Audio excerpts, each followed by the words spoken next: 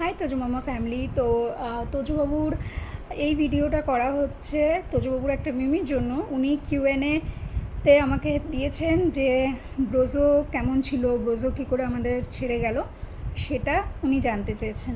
তো যাই হোক, বলছি তোজোকে বোজোকে আনা হয়েছিল। ওর নাম হচ্ছে এই যে ব্রোজো। অনেকে ভাবে আমার বয়ফ্রেন্ড বা আমার অন্য কারোর নামে হাতে লেখা, বাট সেটা না, এটা হচ্ছে আমার বড়জন ব্রোজোর নাম। যাই হোক, ব্রোজোকে আমি এনেছিলাম 2016 5th ফেব্রুয়ারি, ঠিক আছে, 13ই মার্চ, আর ওর জন্ম ছিল 5th ফেব্রুয়ারি। তো ও আসার পর বুঝতে পেরেছি এই বাচ্চাগুলো মানে কতটা আপন করে নেয় ফ্যামিলি মেম্বার্সের। তো ভালো কথা। তো আস্তে আস্তে আস্তে আস্তে ও যতদিন ছিল না, আমাদের কারোর মনে হয়নি আমরা বাড়ির থেকে বাইরে গিয়ে একদিন থাকি।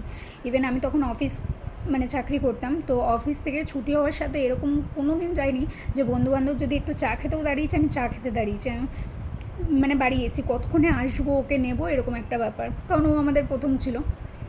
তো 2021 জানুয়ারির 14 তারিখে ও আমাদের ছেড়ে চলে যায়। আমার কাকার ডেথ হয়। তো আমাদের কিছু মানে বাড়িতে বড় কেউ না থাকলে যা হয়, তো কিছু যে জিনিসগুলো মানতে হয়, গোবর ছাটা, গঙ্গার জল, এগুলো আমাদের কিছু করা হয়নি, ঠিক আছে। তো কাকার ডেথ হয়েছিল। এবার তো বাড়ির সবাই নিয়ে গেছিলো কাকাকে বানঘাটে। তো মা জাস্ট ফোন করেছে। তোজো যেরকম নিজের ইচ্ছে মতো ছাদে দোতলায় ঘুরে বেড়ায়, আমাদের ব্রোজো কোনো দিন ছাদে একা একা যেত না। ও খুব ভীতু ছিল আর খুব শান্তশিষ্ট। তোজো যতটা চঞ্চল, আমাদের ব্রোজো ছিল মানে 1000 গুণ শান্ত। ওকে যদি খাইয়ে না দেওয়া হতো, ও কোনো দিন খেত না। ওর পাপার হাতে ছাড়াও কারোর হাতে খাবে না। আর এক গাল করে ওকে খাইয়ে দিতে হতো গালে করে, আর এক গাল করে মানে একটা করে হামু দিতে হতো গালে, তবেই মেয়ে খাবে, নাহলে মুখে নিয়ে রেখে দিত। ভালো কথা। এবার পাপা যদি রাত 2টোর সময় বাড়িতে ঢোকে, তাহলে ও রাত 2টোর সময় ঘুমাবে, ও মেন গেটে গিয়ে দাঁড়িয়ে থাকবে, ঠিক আছে। এরকম একটা ব্যাপার ছিল। তো কাকার যেদিন ডেথ হয়, মা তো গেছিলো। তো আমি, বোন আর ব্রোজো ছিলাম বাড়িতে।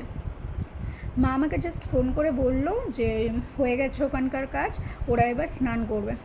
বললো আমাদেরকেও বাড়িতে স্নান করে নিতে। মানে ফোনটা আমি রেখে পারিনি। আমি পিছন ঘুরে দেখি ব্রোজো ওখানে নেই, ঠিক আছে। এবার ও সেদিনকে একা একা ছাদে চলে গেছিলো। তো তারপর থেকেই ওর বিহেভিয়ারে অনেক চেঞ্জেস আসে।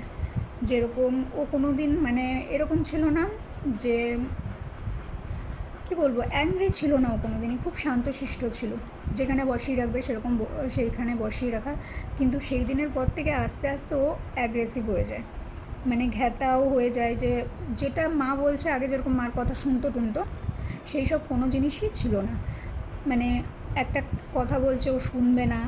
তারপরে সারা রাত ও কাউকে ঘুমাতে দিত না। কিন্তু কী প্রবলেম কেউ করতে পারিনি, বুঝতে পারিনি তখন।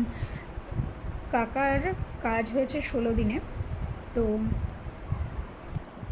সেই 16 দিন আমরা মানে অসহ্য গায়ে ছিল, যেহেতু আমার কাকার কোনো মানে বিয়ে হয়নি, ওয়াইফ, বাচ্চা কাচ্চা কিছুই ছিল না। তো আমার বাবা কাজ করেছে। সেই 16 দিন অসহ্য গায়ে নিয়ে মানে এবার বুঝতে পারছি তো বোঝো ভয় পেয়েছিল, কিন্তু আমাদের গায়ে অসুস্থ থাকাকালীন ওকে ঝাড়াতে পারিনি, কোনো মানে ওর জন্য কোনো ব্যবস্থাই আমরা করতে পারিনি। তো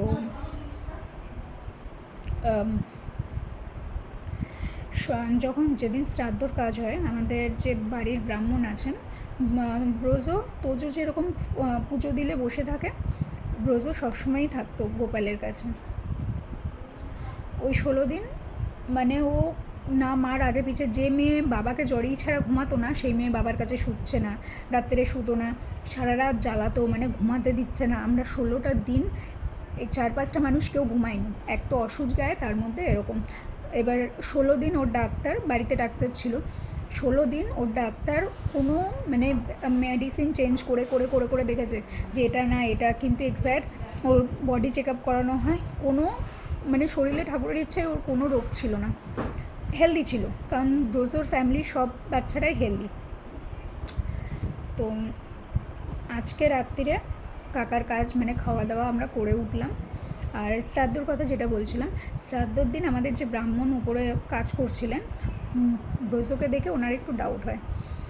উনি কী করে, ঠাকুরের ফুল ওর গায়ে ছুঁড়ে দেয়। যেই ছুঁড়ে দেয় ও খুব অ্যাগ্রেসিভ হয়ে যায়। তো তখন উনি বুঝতে পেরেছিলেন, কারণ উনি আরও অনেক কাজবাজ করে, তো উনি বুঝতে পেরেছিলেন, কিন্তু উনি সেই টাইমেও আমাদেরকে বলেনি। তো যেদিন কাকার খাওয়া দাওয়াটা সব সম্পূর্ণ করলাম, সেদিন ও মানে ওর জন্য আমাকে বাড়িতেই থাকতে হয়েছে, একবার বাড়ি, একবার যেখানে খাওয়ানো হয়েছে সেখানে সেই কমিউনিটি হলে এই করতে হয়েছে, কারণ অনেকে বাড়ি ওই হলটা চেনে না, তারা বাড়িতে আসছে, এইভাবে আমাকে যাতায়াত করতে হয়েছে। মেয়ে ওরকম শুয়ে কাকার কাজ মানে খাওয়া দাওয়া কমপ্লিট করে আমরা সন্ধেবেলা বাড়িতে আসলাম, আবার ডাক্তার ডাকলাম, ওর টয়লেট বন্ধ হয়ে গেল। তারপরে কি হলো, রাতারাতি মানে কত টয়লেট করানোর জন্য কত মানে ডাক্তার কত চেষ্টা করলো, হলো না। পরের দিন সকাল হতে না হতে, যেহেতু ডাক্তার দিয়ে মানে বাড়ির ডাক্তারে কিছু হচ্ছে না, বারাসাত হসপিটালে নিয়ে যাওয়া হয়। সব বলা হয়, ওরা কি করে ব্যাক টু ব্যাক 8টা ইঞ্জেকশন দিয়ে দেয়। আর সকাল হতে না হতে সকাল হতে না হতে ওর বাঁ সাইড প্যারালাইজ হয়ে যায় সাডেন। ঠিক আছে, অনেকে ভাববে যে এগুলো গল্প কথা, কিন্তু গল্প কথা না, আমাদের সাথে এগুলো হয়েছে। তো তারপরে যখন প্যারালাইজ হয়ে যায়, আমার মা, বাবা, দাদা, মাসি, মামা সবাই ওকে নিয়ে ছুটেছে, কারণ ওকেও সবাই ভালোবাসতো। মানে সেদিনকে আমার মা, বাবা, মামা কেউ টাকার পরোয়া করেনি, যত টাকা ছিল সব নিয়ে গেছে। যখন জানতে পারলো ও প্যারালাইজ হয়ে গেছে, তো আমার বাবা বলছে কি, ও তো প্রথম বাচ্চা ছিল আমাদের, আমার বাবা বলছে তুই যদি এরকমভাবেও থাকতে চাস, তুই আমার কাছে এরকমভাবেই থাক, আমি সারা জীবন তোকে কোলে নিয়ে ঘুরবো, কোনো অসুবিধা নেই।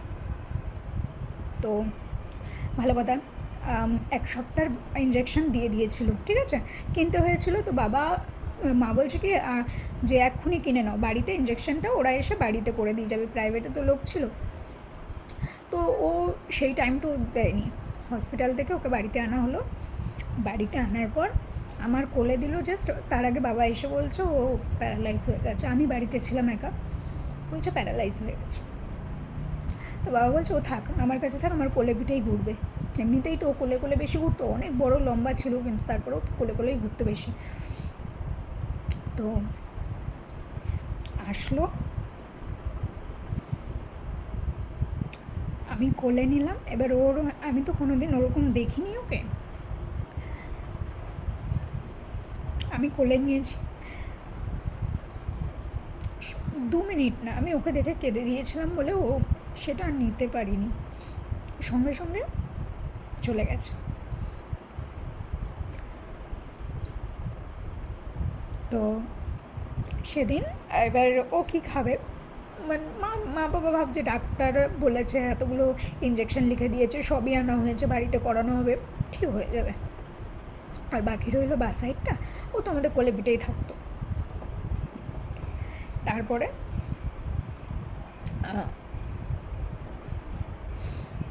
তারপরে হচ্ছে ওর 2 মিনিটের মধ্যে চলে গেল। আর ও কী খাবে সেটা ভেবে ওর মা বলছে, আমার মা মামাকে বলছে যে দাদা চিকেন, ওর একটা চিকেন বাঁধা ধরা দোকান ছিল এই আমাদের পাশে, যে চিকেনটা নিয়ে ওকে স্যুপ করে দেবো। মামা বাড়িতে চিকেনটা নিয়ে ঢুকতে না ঢুকতে খবর পেয়ে গেছে, তো মামা টেনে পাশের বাগানে ফেলে দিয়েছে। ওই যে আমাদের বাড়িতে চিকেন খাওয়া বন্ধ, আমি বাবা চিকেন তো ছুঁয়েও দেখি না, আমাদের বাড়িতে চিকেন ওঠেও না। আমার কিন্তু তোজবাবু চিকেন খায় না, মাটনটা খায়, যেহেতু ওই বাচ্চাটার জন্য আনা চিকেন ওকে খাওয়াতে পারিনি, তাই আমরা চিকেন খাই না। ইভেন আমি যখন বাইরে যাই, আমি এরপরেও চাকরি করেছি, তো বাইরে গেলেও আমি মানে জানি ভাতের হোটেল হবে মানে মাছ মাংস হবে, যতই আলাদা হাঁড়িতে থাকুক যাই থাকুক, ওই যে টাচটা থাকে না, যার জন্য আমি কোনো জায়গায় এখন পর্যন্ত আমার বন্ধুরা বলে এখানে চল ওখানে চল, কিন্তু আমি জানি সব জায়গাতেই চিকেনের টাচটা থাকবে। আমি একদম প্রেফার করি না বাইরে গেলে, যেখানে দেখি সাউথ ইন্ডিয়ান ফুড আছে ওখান থেকে ধোসা ইডলি এরকম নিয়ে নিই, তাও আমি দেখি পাশে ভাতের কোনো মানে বা চিকেন মাটনের কোনো আইটেম আছে কি না।